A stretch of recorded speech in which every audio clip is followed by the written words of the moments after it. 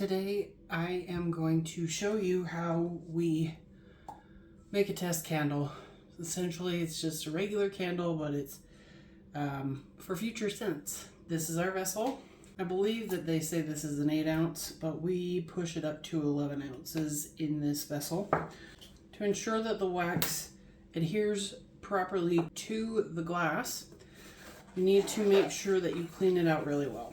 Now, I've seen a lot of people use Clorox other candle makers use Clorox wipes. I think it's been all-purpose cleaner. I've seen them use it in a spray bottle and then just wipe it out with paper towel. Preferably, we prefer to use alcohol in a paper towel. Could just be because we think that it's cleaner. I don't know. We just prefer alcohol.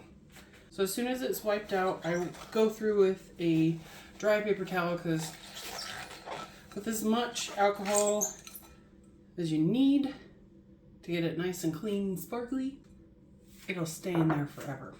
This is my wick centering tool. I made it on Cricut.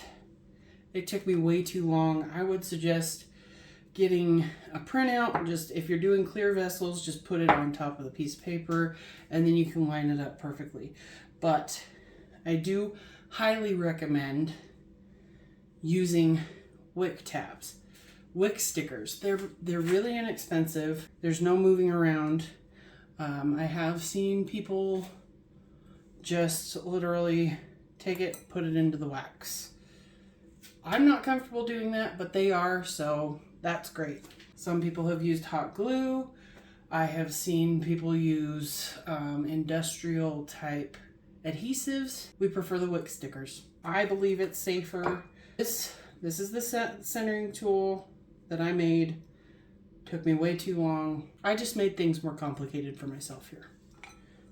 So I just put it in, shake it around a little bit, attach the wick tab, and because I'm left-handed, I make sure I do it with my left hand. Place it in there and slide it out, and it's centered. We are doing a coffee candle. I had originally started out as a memorial candle for one of my old managers when I worked at Applebee's. He had testicular cancer and he beat that, but then he ended up getting a different type of cancer that I never really got the full answer of what he had, but he passed away. His favorite thing was this particular coffee here in Utah. It's called Highlander Grog, and everyone at Applebee's loved it. We drank it all the time, and we always put coconut creamer in it. So I was trying to get a coconutty coffee together, but what I ended up doing was just getting the perfect coffee. But I haven't tested it with our wood wick, so I am going to do that now. Typically, we run 8% fragrance oil to each candle. Walter has made these lovely graphs. He has one on his computer, but right now my kids are using my computer because it's summer break. Just measuring it all out separately here because it's 3 different fragrances that I'm putting together. It was a little strong. I can throw that back in.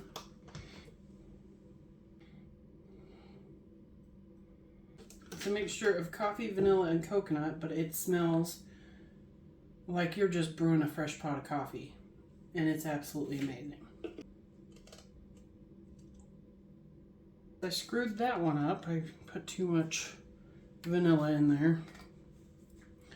I'm going to carefully put the coconut in.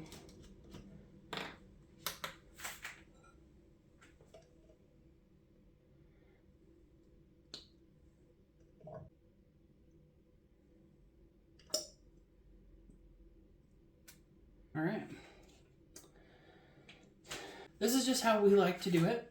I was so confused when I started making candles because there was so many different ways to do candles. So this is just the way that we have found works for us. So eventually you will find what will work for you. This is just how it works for us. We heat our wax up to 185, sometimes a little bit higher, because when you add the fragrance oil, it'll drop the temperature. So you want to keep it around 185 when you put the fragrance oil in, so that the wax molecules are open enough to accept the fragrance oil. I'm gonna go grab my wax and I will be right back. All right, so I've got my wax, got my fragrance oil. I'm going to put that in. Okay. We stir for 2.5 minutes. There's a lot of candle makers that will just mix it a little bit and then pour it into their vessels. We just mix it for 2.5 minutes. That ensures that the wax will adhere with the fragrance oil. Our candle room is in the basement, so we make sure that we heat up the jar or the vessel before we pour the wax into the jar. We also have a space heater that we turn on so that it keeps this room fairly warm so it can cool down properly. If it doesn't cool down properly, there's a chance for wet spots. And also, if you move them after they have been poured, there will be frosting inside of your wax. Add a little bit of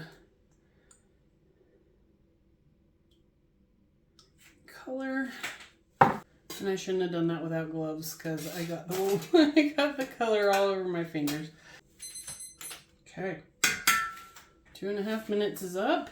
I'm just going to warm up the jar.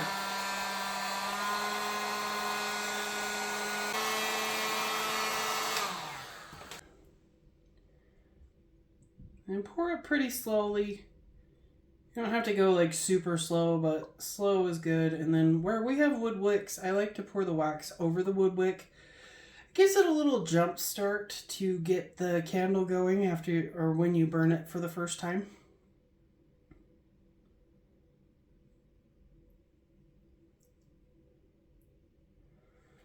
Okay. We usually just let them sit for about a week. However, we have found that up to 2 weeks is really better. Soy wax melts fairly quickly, but it also takes a long time to solidify towards the middle. 2 weeks is a good rule of thumb. 1 week is good, 2 weeks is better.